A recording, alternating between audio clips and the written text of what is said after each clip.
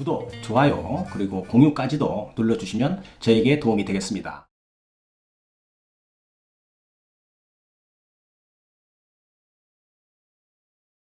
안녕하십니까. 언제나 새로운 소식, 유익한 정보, 그리고 확실한 결론까지로 교통사고 피해자에게 도움드리는 유국장 TV입니다.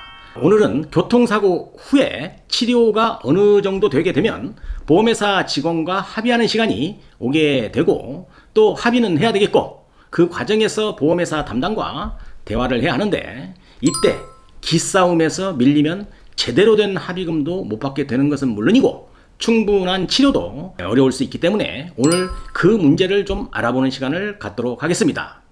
요 근래 코로나 시국 이후에는 대면보다는 전화상으로 보험회사와 합의를 하는 경우가 많이 있을 것입니다. 보험회사 직원 얼굴도 모르고 합의하는 시대가 열리게 된 것입니다. 예전에는 사고가 나서 병원에 입원을 하게 되면 2, 3일 이내로 병원으로 보험회사 직원 허겁지겁 달려왔습니다. 병원에서 치료받을 수 있도록 병원의 치료비 지급 보증을 잘 처리해주고, 환자 만나서 여러 가지 그 사고 처리에 대한 그런 필요한 대화를 하던 시절도 있었습니다. 그러면서 보험회사 직원은 환자를 좀 살펴보는 것이죠. 좀 쉬운 말로 좀 간을 보는 겁니다. 좀 상태를 보는 것이죠. 사고 난 것에 대해서 조사를 한답시고 피해자를 한번 좀 스캔해 보는 겁니다.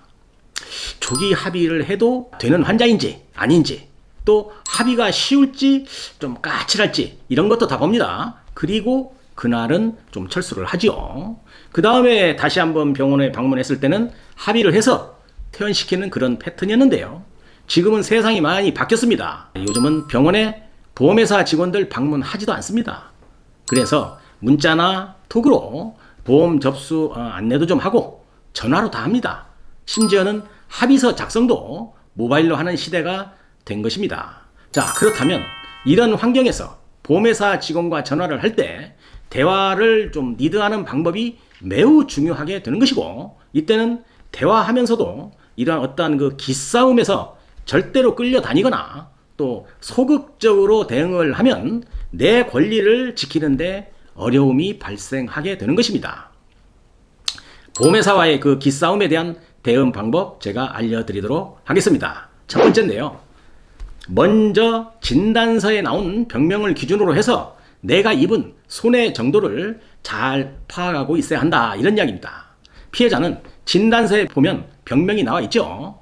기본적인 타박상이나 또 염좌 혹은 디스크 등 많이 다쳤다고 한다면 골절이나 이런 병명도 들어가겠고요. 또 인대 파열, 이런 내가 입은 피해의 그 어떤 정도를 알고 있어야 하고, 장애가 남을 것인지 아니면 장애가 없는 것인지 등도 따져봐야 할 것입니다. 염좌 정도의 병명이라면 향후 치료비는 어느 정도 받아야 할지 의사에게 통원치료 기간 등에 대해서도 좀 알아보고 준비해야 되겠고, 과실이 있는지 또 과실이 없는지 이런 정도는 파악을 해놓고서 보험회사와 대화를 해야 하는 겁니다. 이런 준비성도 없이 보험회사 직원과 대화를 하게 되면 100% 보험회사 직원에게 밀린다고 보시면 됩니다. 보험회사 직원들은 사고 처리하는 전문가이기 때문이죠. 두 번째입니다. 막무가내로 이야기하지 말고 근거 자료를 가지고 보험회사와 대화를 해야 되는 겁니다. 보험회사 직원과 대화할 때는 위에서 언급한 정도의 근거 자료를 내밀면서 대화를 리드해 나가야만 보험회사 직원도 이 피해자분이 만만치 않구나, 이렇게 생각을 하는 것입니다. 보험회사 직원이 이렇게 피해자가 깐깐해 보일 때, 이때 정당한 합의금을 받을 가능성이 높다고 볼 수 있는 것입니다. 자, 세 번째인데요. 대화 중에는 상대방의 말만 듣고 나의 말수는 최대한 줄이는 대화를 해야 한다. 자, 말이 많으면 쓸만한 말이 없다라는 옛 이야기도 있듯이 보험회사 직원과 대화할 때 듣기만 하는 게 좋습니다. 그러다가 꼭 해야 할 말만 하는 것이 약점을 잡히지 않는 것입니다. 보험회사 직원은 보험 처리에는 아주 선수입니다. 일반 피해자들 절대 못 당합니다.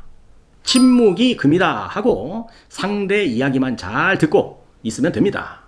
누가 아쉬운 상황일까요? 합의가 절실한 것은 보험회사이기 때문입니다. 자, 네 번째인데요. 합의 금액 먼저 이야기하면 절대 안 됩니다. 교통사고 당해본 사람은 다 알 것입니다. 보험회사 직원이 합의를 유도하는 스타일 한 번쯤 경험했을 것입니다. 보험회사 담당자 말, 제가 합의금 산출해보니 합의금이 약 한 120만 정도 되는데 고객님 어떻게 이 금액에 합의를 하시겠습니까? 이렇게 물어보죠. 이렇게 협상이 들어옵니다. 그런 후에 피해자가 좀 멈칫하면 뭐라고 하는지 아세요? 그럼 고객님께서는 어느 정도 합의금을 원하십니까? 혹시 생각하시고 계시는 합의 금액이 있으십니까? 이렇게 물어봅니다. 이때 준비 안 된 교통사고 피해자는 보험회사가 120만 원을 제시했으니까 대충 그러면 한 30만 원 정도 더 해서 150만 원을 맞춰주면 합의하겠다고 그렇게 이야기를 하게 되는 것이죠. 이렇게 끌려가는 것은 진짜로 공부 안 한 아마추어 피해자인 것입니다. 보험회사 직원은 이런 피해자 정말 좋아합니다. 이런 피해자의 합의금 맥스가 150만 원입니다. 보험회사 직원은 이렇게 환자를 다루는 교육을 매일 받았을 것이고 경험이 있는 아주 숙련된 직원이라면 아주 능숙하게 피해자를 핸들링한다고 봐야 하는 것입니다. 그런데 준비된 교통사고 피해자는 어떻게 할까요? 대답 절대 안 합니다. 얼마를 원하냐고 해도 몸이 아파서 치료받아야 한다고 하면서 보험회사 직원 보고 합의금 제시하라고 하는 것입니다. 이런 과정을 두세 차례 이렇게 진행을 하면 어느새 합의금은 120만 원에서 약 한 200만 원까지 좀 올라가 있을 것입니다.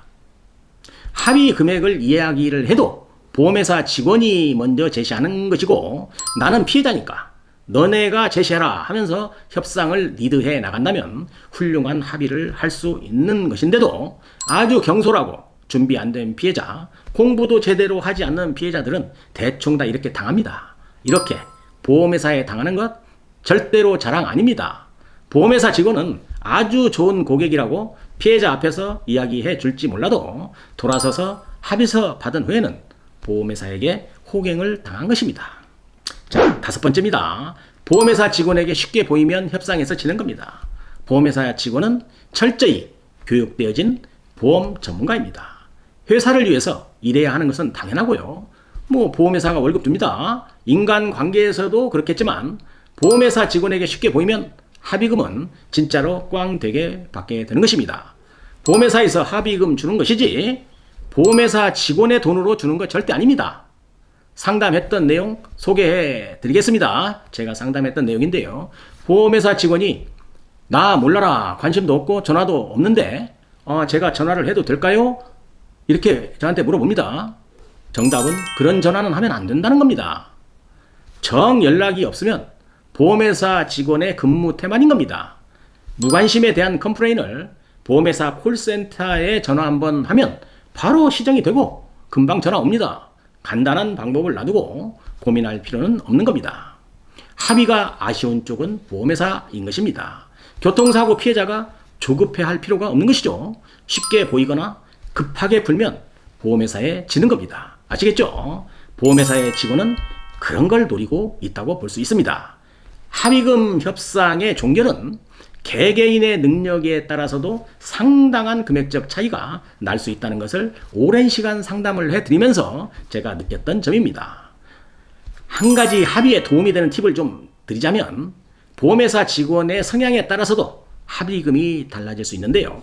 제가 영상을 통해서 한두 차례 강조한 기억이 납니다.